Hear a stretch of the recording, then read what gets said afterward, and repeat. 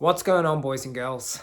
Well, that couldn't really go much better, could it? A perfect Champions League away night. I wasn't going to do this video. I didn't do a match preview video. I'm dealing with a sick bub at the moment, so house is pretty hectic. But after watching that game, there were quite a few things that I wanted to talk about.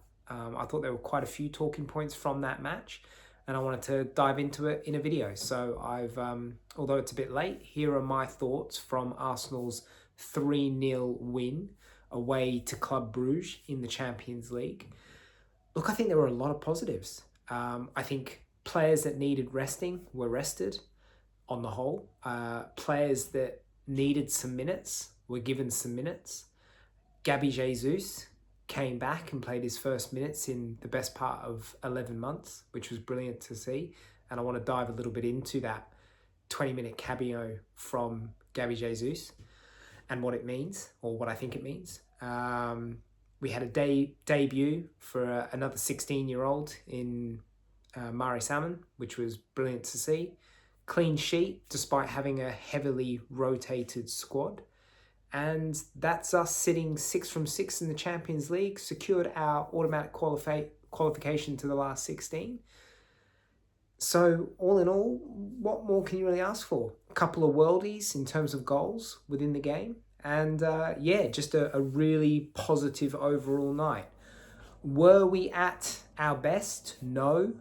Were we more open than we usually are? Did we concede more chances than we normally do? Yes. But again, I think when you look at that starting 11 and the amount of changes that were made for this particular match, I don't think you can really expect us to be our usual rock solid way. I didn't really have an issue with the starting 11. Again, I think we're in such a bit of a predicament at the moment in terms of players out, particularly defensively, and players that needed some rest, that I think that was give or take what you would have expected. I was glad to see Timber get rested. I hope that is more just a case of precautionary rest than any sort of new injury. I think Arteta mentioned in the pre-game press conference that both him and Calafiori had picked up a knock either in the game against Villa or somewhere between the game at Villa, and this Champions League match. So hopefully that was more just rest for Timber and he's not going to be out, because I think against Wolves on Saturday he will come straight back into that central partnership within Capier. Was very glad to see Rice not play. Again, I think Arteta mentioned that he wasn't feeling too well. So again, I hope that's just a case of, giving him the rest that he needs. I thought Eze not starting was an interesting one. And then I thought it was incredibly interesting that he didn't play a single minute in the game. If you look at the game against Villa, that first goal that we conceded fell all on Eze from a fault point of view. And the fact he got hooked at half time makes me think that Arteta wasn't too pleased with Eze's performance and the way in which he allowed that first goal to come about. So I thought it was really interesting that Eze didn't come on at all in that game. And I think we'll find out on the weekend whether that was just purely Arteta resting one of his key men for a more important game, shall we say, on the weekend. But I think if Eze doesn't start that game on the weekend, that could be an indication that Arteta is actually quite frustrated by Eze and is maybe looking to, teach him a lesson. I thought that was interesting. Look, in terms of the game itself, it was quite an entertaining game in the sense that I thought both teams kind of had their moments. I thought Club Brugge, all in all, had a good old go at us, created some nice openings. We were definitely more open than we normally are, as I've already said. Nketiah hit the post around the 20-minute mark. But outside of that, there weren't a lot of kind of like clear-cut chances.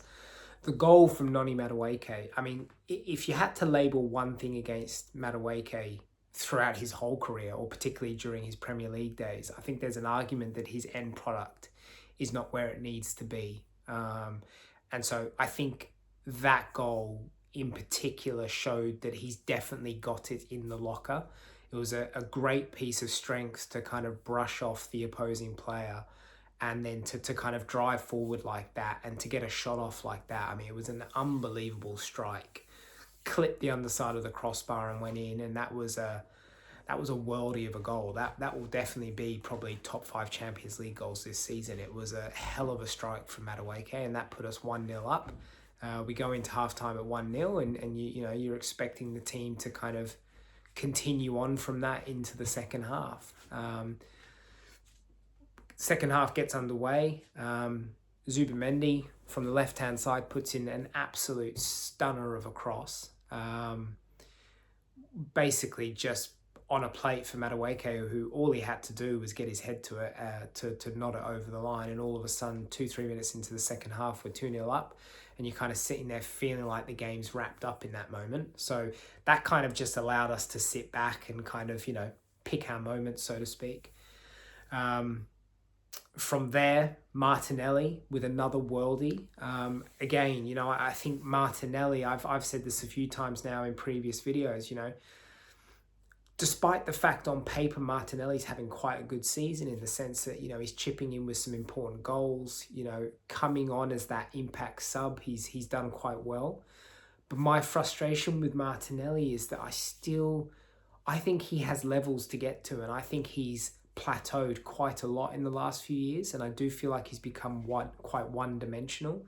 Now, I don't know if that's off the back of instruction from Arteta and the management team, to be more of a kind of safe player. I feel like with Martinelli, whenever he gets the ball on that touchline, it's kind of 50-50 as to whether he'll try and continue down the touchline and try and beat his man and put in usually a pretty poor cross, or he stops, turns back and passes it back to an Odegaard or a Marino or a Rice or a Calafiori or whoever it might be. So I feel like for too long now, Martinelli hasn't been allowed to just kind of express himself and do stuff like that. So it was really refreshing to see him beat his man, despite the fact that it was a bit of a lucky break to get past his initial man. But once he got past his man, he still had to create something, and he still had to do what he did. And so, he got the ball from out of his feet and let rip an absolute worldie of a strike into the top right corner.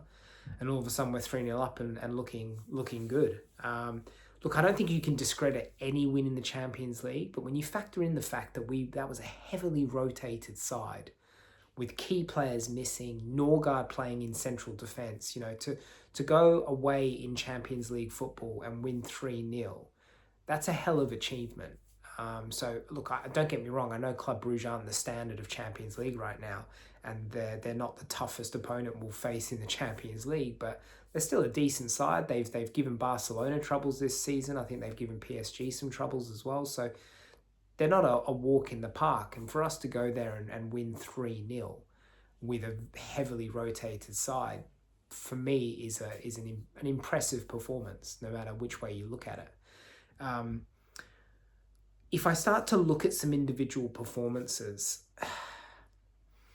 I'm not going to lie, I am concerned by Gyökeres. I was someone I've lived in Portugal for 4 years. So between 2020 and 2024, I was living in Portugal. So I watched quite a bit of the Portuguese football. And Gyökeres for me was one of, if not one of the best player in the Portuguese league. And I was all for us signing him when that kind of news started to break. And I'm just, with every game that goes by, I'm just feeling more and more underwhelmed and less certain of whether he is the player that I thought he was. And again, I've said this in previous videos, I do want to give him a little bit of a chance, because if you look at it and apply some context, he didn't have a preseason. He has been kind of thrown in at the deep end, so to speak, with the fact that Kai Havertz and Gabriel Jesus were both not available. So he's kind of been forced into leading the line from day one. And obviously getting to know a new team and a new system can take time. He obviously then got injured in the Burnley game, and so has missed a few games, and now is trying to get back up to speed. And I think he's shown elements of promise, but I think the problem for Gyökeres with this match in particular is if you look at what Gabriel Jesus did in that 25-minute cameo and you compare it to what Gyökeres has done maybe for the whole of the season so far, I felt like Gabriel Jesus did more in that 25-minute cameo than I've seen Gyökeres do in 10, 12 games. And that is concerning. Like, my biggest argument with the Arsenal team and Gyökeres at the moment, or at least today, has been I don't think we are doing enough to make Gyökeres thrive. I don't think we're playing a style of football that suits the type of striker he is. I don't think we're creating any chances for him at the moment. Like, if you look at this game against Bruges, he just barely gets the ball. He barely gets the ball. He had a couple of nice moments where he was able to kind of link up with another player, but all in all, he's just not getting the ball enough. We're not feeding balls through to him for him to run onto. We're not crossing balls into his area. And so he's getting next to nothing to live off. Like, I would be more concerned if he was having chance after chance after chance and not burying it. But at the moment, he's just not getting any chances. So in that sense, I feel a bit sorry for him. The problem with the Gabriel Jesus cameo is from the minute he came on, look, he was a bit quiet in the first 5-7 minutes he was on, but once he kind of got a couple of touches of the ball, you immediately saw the difference in the two players and what Jesus can bring to this team. Like, he's just one of those unpredictable, skillful Brazilian types who has an unbelievable first touch, can keep control of the ball, links up brilliantly, creates mayhem, full of trickery and skill. He was setting up other players, creating space for other players. He was getting shots away out of nothing. He was creating a chance and a shooting opportunity off the back of his own play and hard work. And that's something that we don't even see from Gyökeres. Like, I'm not even seeing Gyökeres get on the ball, push someone out the way and get a shot away. Like, we're not even getting that from Gyökeres. And yet with Gabriel Jesus in that 25-minute cameo, I think he got away at least 3 or 4 shots. He had that one particularly impressive shot where he kind of got it out of his feet and rifled it, and it kind of, I think the goalkeeper tipped it onto the crossbar. But yeah, I just think when you look at what Jesus did in that first 25 minutes, and look, I get it, it's against Bruges and we shouldn't get too carried away, but I think at the very least, Jesus demonstrated that if he can build from this and continue to get better and fitter, there's a player there for us to take advantage of between now and the end of the season. And I definitely think he has a role to play. And if you're asking me right now, based on Gyökeres' 65 minutes and Jesus' 25 minutes, who am I starting against Wolves? I'm starting Jesus. I'm starting Jesus because I think he is the more dangerous player. I think he's a player that not only can link up with the team incredibly well, he can play across that front three, so he's constantly moving around. He can create opportunities out of nothing for himself. And I just think I just saw more from that 25 minutes than I've seen from Gyökeres in a long, long time. And I feel the danger with Gyökeres at the moment is that if he doesn't grab this opportunity, if he doesn't grab this number 9 position fast, he could find himself in a position where he is on the bench more than he would like to be. I think if, for example, Jesus was to have a strong cameo again against Wolves, managed to score a goal, I think you're looking at the game after that, Jesus probably being given the nod up front. And then when Havertz comes back, Arteta's love child, all of a sudden I think you've got a situation where potentially Havertz and Jesus are in front of Gyökeres in the pecking order for that number 9 position, which is not ideal when you think that Gyökeres was supposedly the missing piece. He was the 65 million gunman that we were bringing in to score the 20 plus goals we needed this season to win the Premier League. So I do think it's concerning. I think Gyökeres needs to find a way to, if we're not going to play to his strengths, he needs to find a way to insert himself into games more. He needs to find a way to get that ball, demand that ball, and start getting some shots off and start creating some danger and some panic amongst defenders. Because at the moment, he's just a bystander. All he's doing is having rough and tumbles with centre defenders, and that's it. And so we need way more. And I think Jesus in particular offers way more. Look, Jesus has never been clinical. He's never been lethal. I think this game proved that, you know, he had 2 or 3 decent opportunities or opportunities to get shots away, and he didn't really trouble the goalkeeper with any of them. But I think he provides more than what Gyökeres does right now. So that's a positive and a negative, I guess.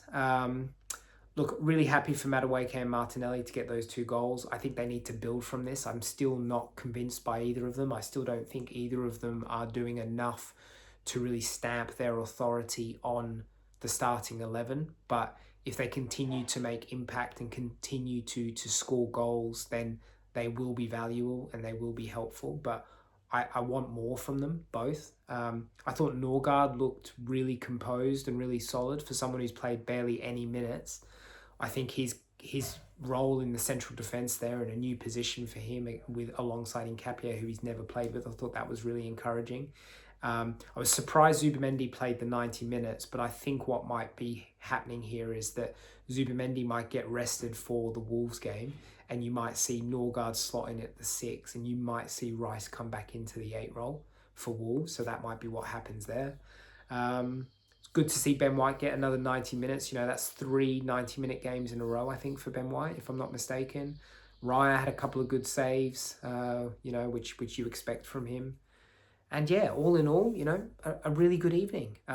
We're now top of the Champions League, top of the Premier League, 6 wins out of 6. Our 2 remaining games are Inter away, which will be difficult, and then Kairat, I believe, at home. So you'd like to think that if we can get a draw and a win, that will hopefully kind of keep us top spot for the Champions League, which is brilliant, and something to build on. But yeah, just a really positive night, all in all.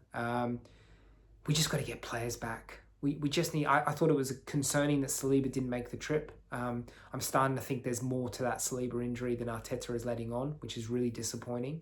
You know, I sometimes wish Arteta would just say what the situation is, but I get why he maybe is a bit coy on those types of things. But that's 3 games now that Saliba's missed, and for a week now we've heard that Saliba is days away. So, you know, I would have thought that Saliba would have at least been on the plane on the bench, but maybe Arteta didn't see the need to risk that, and so decided to leave him at home and give him more time to recover, and hopefully we see him against Wolves. Look, we don't need Saliba starting against Wolves to win that match, but it would be nice to see him on the bench for Wolves to know that he's kind of at a place where he's ready to come back into the team. It was good to see Lewis Skelly get 90 minutes. You know, I don't think he did anything exceptional, but it was good to see him get some minutes because obviously he's going to be needed against Wolves on the weekend. Nice to see Nwaneri get a bit of a cameo. I thought he looked quite lively when he came on. There was a couple of moments where he took a shot instead of maybe feeding it to Saka on the right, but you can understand that when you barely get any football, you want to kind of, you know, try and prove your worth and show the manager what you're about when you do get some minutes, so that was understandable. I didn't think Saka needed to come on, if I'm being honest, but, you know, he didn't get injured, and so it is what it is. But, yeah, really good performance. Roll on to the weekend where we need to get back to winning ways, and hope that Crystal Palace can do us a favour against City on the weekend as well. So yeah, let me know what you guys think in the comments. Don't forget to like and subscribe, and I'll see you on the next one.